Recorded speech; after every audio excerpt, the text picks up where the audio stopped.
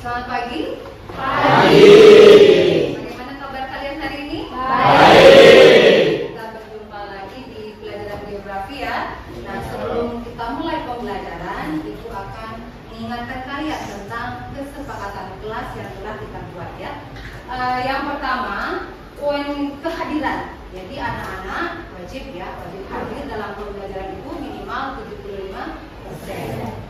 Setelah itu yang terakhir etika berpakaian. Nah, coba cek diri kalian sendiri. Sudah rapi kah? Sudah.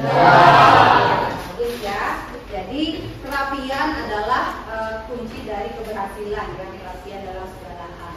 Nah, untuk hari ini sebelum Ibu menekan materi, Ibu akan melakukan absensi pada anak-anak di kelas 12 F8.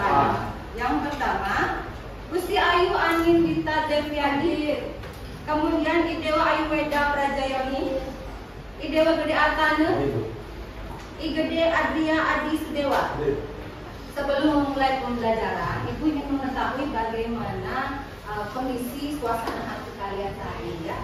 Seperti biasa ya, kalian pasti sudah menyiapkan sticky note ya. Sudah. Sticky note-nya, ada yang tidak bawa sticky note? Tidak, baik. Jadi gambarlah suasana hati kalian melalui emoticon seperti yang Ibu tampilkan di depan ya. Yang mana kira-kira yang sesuai dengan kondisi kalian saat ini. Ibu sudah lihat tadi ya, sebagian besar sepertinya hari ini sangat bahagia. Artinya kalian siap untuk menerima pembelajaran geografi ya. Terima kasih. Nah, sebelum kita lanjut ke materi yang akan kita bahas kali ini, Ibu ingin bertanya, apakah kalian suka jalan-jalan? Suka. Semua suka jalan-jalan ya? Nah, kemudian kemana sih biasanya kalian pergi? Entah itu liburan atau refreshing. Ya, Dimas silakan berdiri. Kemana? Pernah jalan-jalan ke Danau Batu. Ke Danau Batu. Bagus sekali, silakan untuk Dimas. Yang lainnya? Jika? Saya suka jalan-jalan ke mall. Ya, jadi dari sekian banyak cerita kalian, ada yang suka ke pantai ya, tadi 2 orang suka ke pantai, ada yang suka ke gunung ya, kemudian ada yang suka ke danau. Nah, ini yang luar biasa sukanya ke mall. Bahwa dari sekian tempat-tempat yang anak-anak sebutkan tadi, dalam geografi disebut dengan wilayah. Hari ini kita akan mempelajari masalah pengembangan wilayah dan tata ruang serta pengaruhnya terhadap kebahagiaan ya. Adapun tujuan pembelajaran kita dalam mempelajari wilayah dan tata ruang, anak-anak bisa baca di slide ya. Yang pertama, anak-anak bisa mengidentifikasi batas-batas wilayah ya. Entah itu batas desa, batas kecamatan, kemudian ada juga batas kabupaten, ada juga batas negara dan lain sebagainya ya. Kemudian yang kedua ya, anak-anak bisa menguraikan proses terbentuknya perwilayahan, entah itu perwilayahan perencanaan, entah perwilayahan formal, atau bisa juga perwilayahan fungsional ya.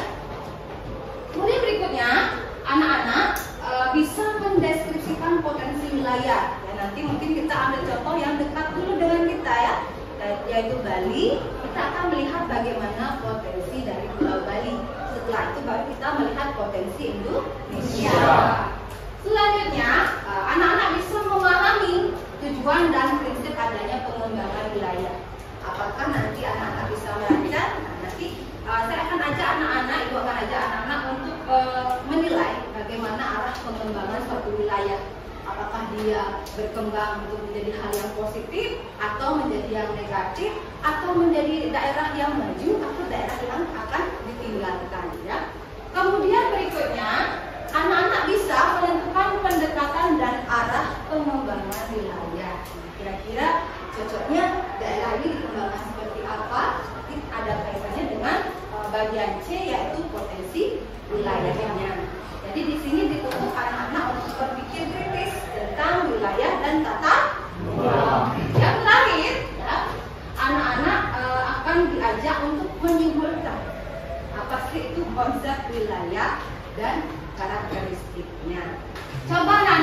perhatikan di depan ya, ada gambar, yaitu gambar 1 dan gambar 2.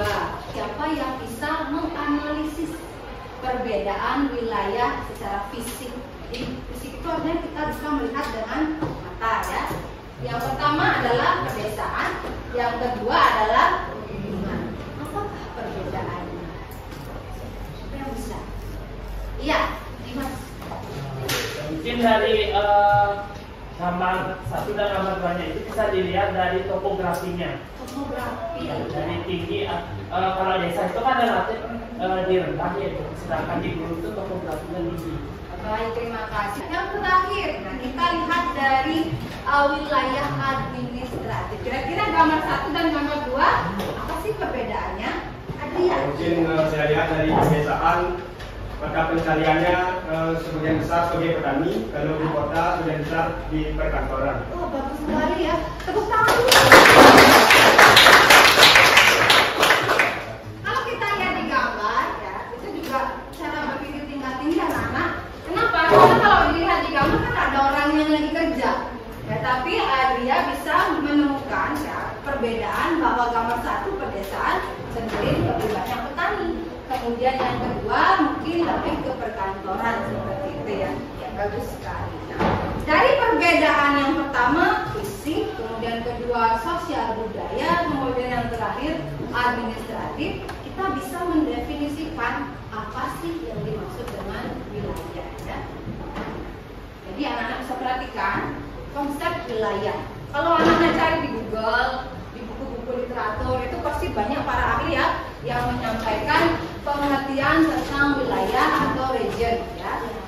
Kemudian Ibu mengintisarikan semua pernyataan para ahli supaya mudah kalian pahami. Jadi saya generalisasikan bahwa wilayah itu adalah pertama tempat, kemudian bisa juga area atau juga bagian dari permukaan bumi yang memiliki karakteristik tertentu yang berbeda dengan area lainnya. Perbedaannya dapat kita lihat dari pertama yang sudah kalian jelaskan tadi ya. Pertama yang teranalisis adalah penampakan alam fisik, kemudian ada sosial, budaya, dan wilayah administratif atau administrasi. Nah, ini hanya beberapa saja. Selanjutnya ya, sebelum kita nanti belajar lebih dalam lagi, Ibu akan memberikan teoritisnya dulu. Ada jenis-jenis wilayah. Jenis-jenis wilayah itu yang pertama adalah wilayah formal. Nah, wilayah formal ini ada yang tahu nggak sebelum kita belajar ya? Bisa dibaca ya? Sudah pernah baca belum? Sudah. Berarti Anda sudah belajar ya kemarin malam. Jadi wilayah formal ya, Ibu intisarikan lagi biar gampang dimengerti, adalah wilayah yang digolongkan berdasarkan kesamaan tertentu. Artinya karakteristiknya sama atau bisa diartikan dengan wilayah homogen ya. Kriterianya apa? Ya, pertama ada keseragaman fisik. Tadi Dimas menyampaikan ada topografi, betul ya. Kedua iklim ya, disampaikan Anindita tadi. Kemudian ada vegetasi. Ada juga keseragaman di bidang ekonomi dan di bidang sosial. Nanti materinya akan Ibu share di grup supaya kalian bisa belajar lagi di rumah ya. Selanjutnya untuk jenis wilayah yang kedua adalah wilayah fungsional. Jadi kalau didefinisikan wilayah fungsional itu atau model region itu adalah terbentuk akibat adanya hubungan fungsional antar wilayah formal. Jadi biasanya wilayah ini terbentuk setelah adanya wilayah formal. Wilayah formal satu, wilayah formal kedua saling berhubungan atau memiliki interaksi interdependensi, terjadilah wilayah fungsional. Untuk lebih gampang melihatnya, wilayah fungsional adalah wilayah yang memiliki fungsi tertentu ya, atau manfaat tertentu bagi daerah lain ya. Contohnya ya, kalau di Indonesia kita lihat ada namanya Jabodetabek. Jakarta, iya, itu adalah wilayah fungsional. Ada lagi yang lain nggak di Bali? Tulis tidak? Selain itu ada Sarbagita juga. Sarbagita. Kira-kira Sarbagita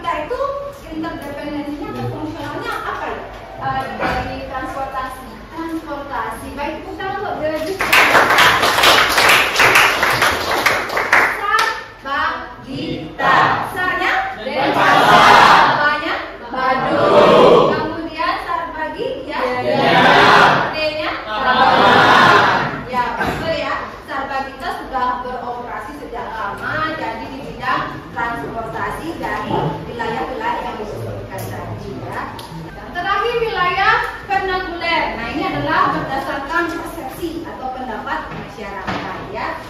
Yang pertama ada Bogor. Bogor sering disebut dengan kota. Kalau Bandung? Kota. Pekalongan.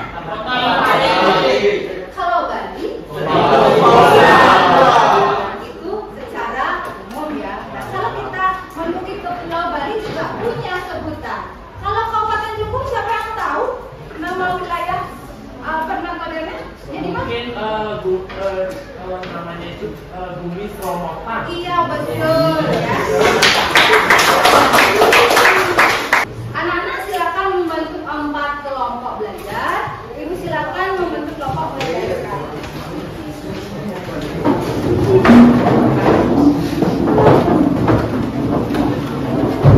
Oke, berarti sudah ada 4 kelompok ya. Ibu akan membagikan LKPD kalian. Nah, 4 kelompok ini adalah kelompok yang biasa kalian gunakan ya dari sebelumnya, betul tidak? Betul. Jadi kelompok kalian merupakan kelompok berdasarkan hasil dari asesmen awal yang telah Ibu lakukan. Sebelum kita melanjutkan diskusi ya, Ibu ingin fokus kalian kembali dulu. Ya, Ibu akan mengajak kalian untuk relaksasi.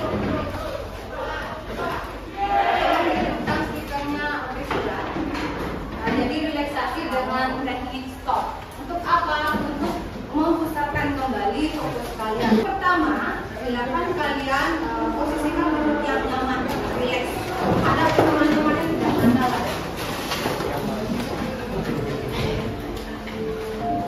Untuk hening sesaat. Jadi taruh kedua tangan di atas paha kalian. Relax ya. Relax, boleh memejamkan mata, ya, boleh juga menatap ke depan. Tapi karena berhadapan-hadapan dengan temannya, agar tidak tertawa, lebih baik pejamkan mata ya. Jadi rilekskan pikiran kalian. Tenang, jangan tertawa. Tenangkan ya. Ini seperti pengobatan untuk orang-orang yang stres ya, atau kalau kegiatannya sangat padat, jadi perlu diistirahatkan dulu. Kita stop dulu. Stop dulu aktivitas. Tarik nafas. Hembuskan. Rasakan darah kalian mengalir di dalam tubuh kalian. Ya. Kemudian tarik nafas lagi. Rasakan udara masuk melalui hidung dan keluarkan melalui mulut. Silakan matanya dibuka. Kita akhiri teknik stop hari ini untuk mindfulness anak-anak ya. Baik, siap untuk berdiskusi? Siap. Ya, silakan dikerjakan. Apabila ada kesulitan atau hambatan, silakan panggil ibu. Ibu akan memfasilitasi kalian ya. Untuk Mei ini bagaimana? Sudah paham?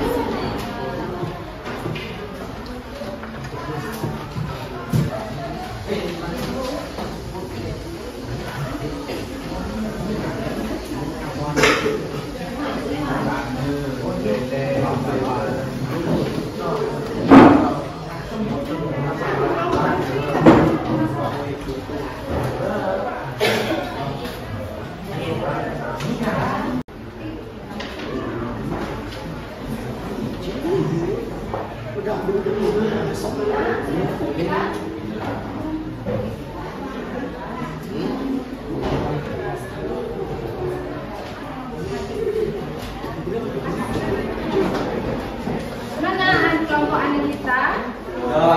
Nah, kalau bikin lettering, jangan bolak-balik, harus lurus semuanya. Nanti orang baca bukannya. Oke, sepertinya waktunya sudah habis anak-anak ya. Siapa yang duluan dan lagi mungkin kelompok.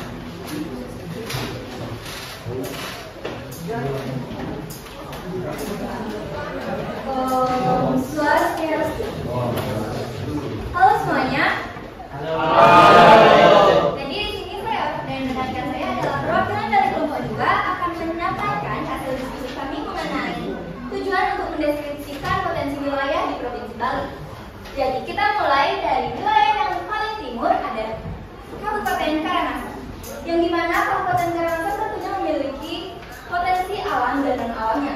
Potensi alamnya meliputi Gunung Agung dan dari pantai-pantai seperti Candi Dase. Jika potensi non alamnya terdapat Pura Besaki dan Taman Ujung. Selanjutnya kita berpindah ke arah barat, yakni ada Kabupaten Bangli yang dimana memiliki potensi alam berupa gunung batu dan air terjun kuning. Dan potensi non alam terdapat Desa Penglipuran dan Pura Ulun dan Batu. Kita ke arah selatan Kabupaten Bangli ada Kabupaten Sumbar. Di Kabupaten Sumbar memiliki potensi alam berupa sumber daya air seperti Desa Aar, wisata alam seperti Puncak Jati dan Sunrise Point. Dan jika kita mencari potensi non alamnya, terdapat Monumen Sultan dan desa wisata sejarah dan budaya. Nah, kita berpindah ke arah Kabupaten Gianyar yang terdapat potensi alamnya berupa air terjun Dalam Singa dan dua lajah. Jika kita cari potensi non alamnya berupa pasar Sukabumi. Baik, dengan dijawabnya pertanyaan dari kelompok Rizky Ijaz tadi akan menutup presentasi kami kali ini. Kami tutup dengan prasasti. Om Santi Santi Santi Om. Tepuk tangan. Silakan kelompok 3, persiapkan waktunya. Sebelumnya, Om Swastiastu. Om Swastiastu. Halo semuanya. Kabupaten Karangasem bencana alam. Terdapat erupsi Gunung Agung pada 2017, gempa bumi, terus tsunami, tanah longsor, banjir, kekeringan. Kemudian ada di Bangli, erupsi Gunung Batur, gempa bumi, tanah longsor, dan banjir. Kemudian ada di Kelungkung, gempa bumi, terus tsunami, tanah longsor, dan banjir. Terus ya selanjutnya ada Gianyar, terdapat gempa bumi, terus tsunami, tanah longsor, dan banjir. Kemudian ada Badung, gempa bumi, terus tsunami, tanah longsor, banjir, kekeringan, gelombang pasang. Ya, ada di daerah Tabanan, gempa bumi, terus tsunami, tanah longsor, banjir, kekeringan, dan gelombang pasang. Kemudian ada di Buleleng, gempa bumi, tanah longsor, banjir, dan kekeringan. Kemudian yang terakhir yaitu Jembrana, gempa bumi, tanah longsor, banjir, kekeringan, dan gelombang pasang. Untuk bencana non alam akan dijelaskan oleh rekan saya. Kelima, Kabupaten Badung terjadi kebakaran, konflik antar desa, dan kecelakaan pesawat. Di mana kecelakaan pesawat ini terjadi akibat Badung memiliki bandara dan aktivitas pesawat yang kemungkinan menyebabkan terjadinya bencana teknologi dan kecelakaan pesawat. Dan yang terakhir pada Kabupaten Jembrana, Kabupaten Buleleng terjadi kebakaran, konflik antar desa. Di mana di Buleleng ini konflik antar desanya yang sering disebut dengan SCTP, di mana terdiri dari Desa Sidetape, Cempage, Tigawase, dan Lodawe. Dan yang terakhir pada Kabupaten Jembrana rentan terjadi kebakaran dan konflik antar alam. Saya mau bertanya mungkin dengan paparan dari daerah rawan bencana. Silakan sih, siapa yang ditunjuk? Beda. Makan. Beda. Baik, di sini saya perwakilan dari kelompok satu ingin bertanya kepada media kita, mengapa wilayah Kabupaten Kelungkung dikatakan relatif aman dari bencana tsunami? Baik, izinkan kami mendiskusikannya terlebih dahulu.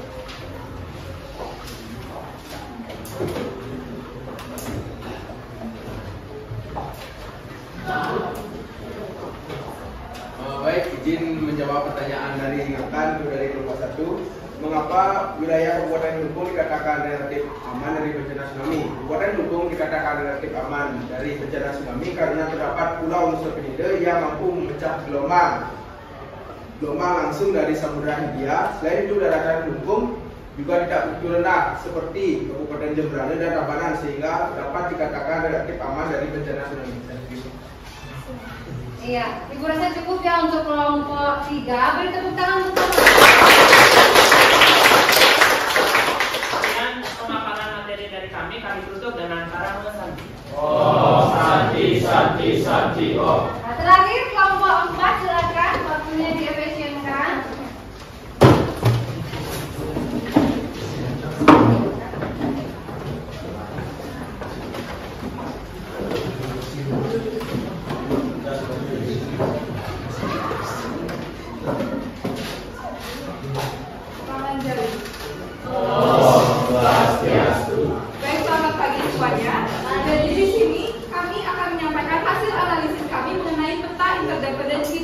Bali. Sebelumnya, interdependensi itu merupakan hubungan antara satu wilayah dengan wilayah lainnya yang bisa saja bersifat ketergantungan. Jadi analisis kami interdependensi di Provinsi Bali kami bedakan menjadi 3. Yang pertama, interdependensi yang saling menguntungkan, yang analisisnya kami ambil dari wilayah fungsional, yaitu fungsional berdasarkan sumber daya pangannya, yaitu bisa disebut dengan Bangkong Karang, di mana memiliki kepanjangan Bangli, Klungkong, dan juga Karangasem. Mereka saling membutuhkan dan juga menguntungkan satu sama lainnya. Selanjutnya ada interdependensi yang tidak merugikan atau tidak menguntungkan pihak lainnya. Jadi di sini ada yang kedua yaitu komensalisme atau tidak dirugikan dan tidak dirugikan, di mana diambil dari wilayah yang berdasarkan alat transportasi, di mana disebut sebagai Sarbagita, yaitu wilayah Denpasar, Badung, Gianyar, dan Tabanan. Kenapa disebut interdependensi komensalisme? Karena hanya sebatas alat transportasi, jadi tidak diuntungkan dan juga tidak dirugikan.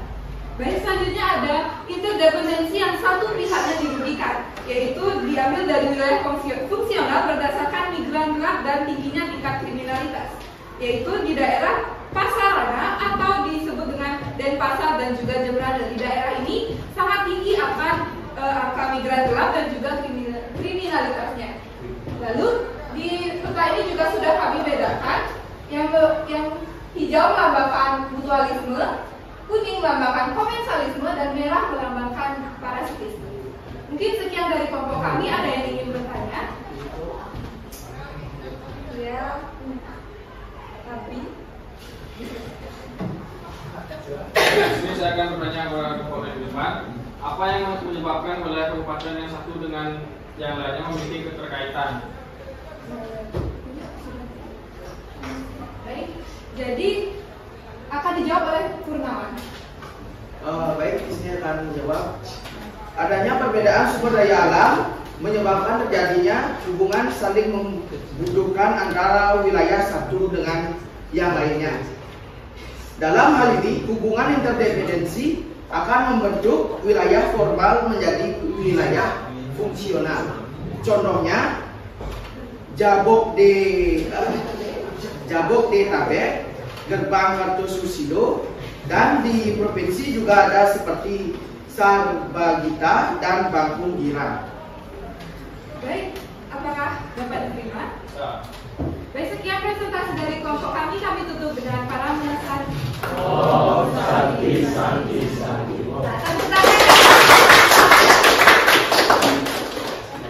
Baik, silakan duduk di kelompok 4. Wah, kalian luar biasa semuanya ya. Ternyata hasil produk berupa petanya itu bagus-bagus. Nah, nanti di akhir pembelajaran silakan dikumpulkan untuk ibu nilai lebih lanjut, dan setelah itu akan ibu bagikan kepada kalian kembali. Jadi dari awal ya kita sudah belajar wilayah dan tata ruang. Jadi ibu bangga sekali dengan kalian ya, luar biasa hasil mappingnya. Anak-anak sudah mampu tadi membedakan, mengidentifikasi batas wilayah, kemudian juga bisa mendeskripsikan potensi dari masing-masing kabupaten di Bali, kemudian bisa juga mendeskripsikan daerah rawan bencana ya sebagai dasar untuk menentukan tata ruang nanti agar tidak terjadi risiko bencana yang tinggi. Terakhir ya, kelompok terakhir dengan sangat antusiasnya walaupun penutup tapi masih semangat, terima kasih menguraikan tadi analisisnya tentang hubungan interaksi interdependensi masing-masing wilayah sehingga membentuk wilayah fungsional ya. Luar biasa, sangat bangga ibu hari ini. Nah, sebagai penutup pembelajaran kita ya, siapa kira-kira yang bisa menyimpulkan materi dari awal sampai akhir hari ini? Ayo, siapa ya? Oke, siapa kira-kira yang bisa menyimpulkan? Weda.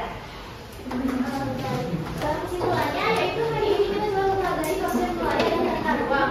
Konsep wilayah dapat dikatakan sebagai suatu bagian permukaan bumi yang memiliki karakteristik khas dibatasi oleh batas fisik dan dapat dibedakan dengan sekitarnya. Kemudian ada klasifikasi wilayah yang dibagi menjadi 4. Ada wilayah formal, wilayah konvensional, wilayah perencanaan, dan wilayah vernakular.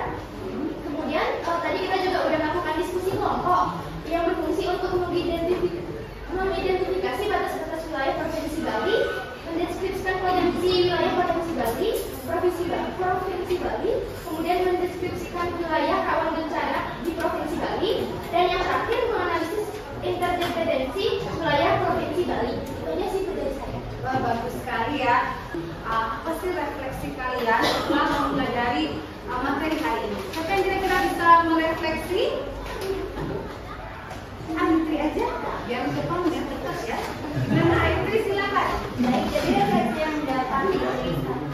perhatikan yaitu mengetahui lebih lanjut mengenai wilayah dan tata ruang. Hari ini yang menurut Ibu pribadi sangat menarik, yang dimana dapat mengetahui lebih lanjut bagaimana kita mengelompokkan wilayah berdasarkan kriteria tertentu, menyusun strategi tata ruang di masa depan melalui potensi yang dimilikinya, memisahkan wilayah yang tidak berkembang dan berkembang pesat melalui interdependensi, mengetahui wilayah rawan bencana ringan hingga berat dan yang terakhir diketahui mengetahui pemanfaatan ruang yang memperlihatkan daya dukung dan kesesuaian wilayah terhadap jenis pemanfaatan. Sekian dari Terima kasih ya. Jadi pertanyaan ini adalah asesmen kalian untuk Ibu paham ya, untuk mengetahui seberapa jauh kalian memahami materi hari ini. Ibu akan share linknya sekarang. Silakan diisi ya. Ibu akan kirim ke grup kelas ya, grup F. Baik, betul ya. Ya. Oke, sudah Ibu kirim, silakan dikerjakan bagian refleksinya dan asesmennya ya. Jadi terima kasih atas pembelajaran hari ini. Anak-anak kembali dulu ke tempatnya masing-masing, akan dirapikan ya. Nanti kepada ketua kelas saya ya, tolong Ibu untuk mengumpulkan tugas-tugas yang telah dikerjakan. Kemudian untuk minggu depan kita akan mempelajari tentang pemwilayahan. Nah, sesuai dengan hasil kita hari ini, anak-anak akan Ibu ajak untuk menganalisis bagaimana arah perkembangan kabupaten kita. Karena waktu kita sudah habis ya, dan pembelajaran juga sudah selesai dengan baik. Apakah ada pertanyaan untuk hari ini? Tidak. Baik, adanya kalau di pertengahan jalan kalian menemukan hambatan atau pertanyaan, bisa hubungi Ibu. Nah, untuk hari ini sebagai akhir daripada pembelajaran geografi, kita tutup dengan doa. Kepada ketua kelas mohon untuk dipimpin.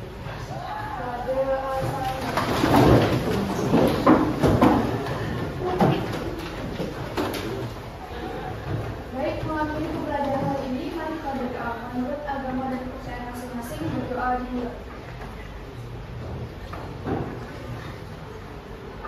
Berdoa selesai. Atur para pesantren. Om Santi Santi Santi Om.